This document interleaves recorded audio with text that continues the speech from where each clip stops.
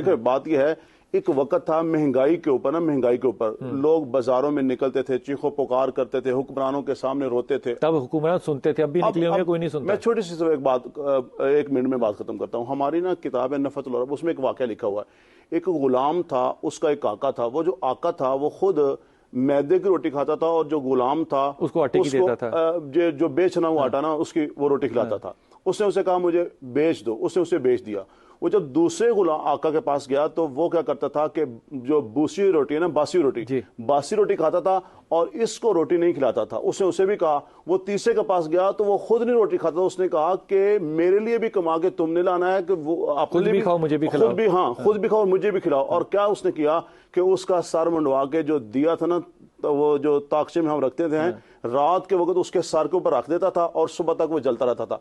तो इस तरह वो पहले आका के पास नहीं रहा, दूसरे के पास हमने रहा। इससे क्या सबक लेना है? वो मैं आ रहा हूं। अब वो जब इसके पास आया ना, इसके पास जब आया तो वो यहां पे आके खामोश हो गया।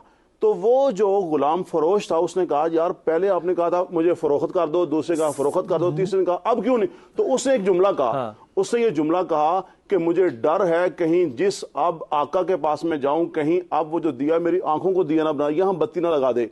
तो इस वक्त हमारी कौम का ये इस वक्त सिनेरियो ये बन चुका है कि कौम बेबस हो चुकी है।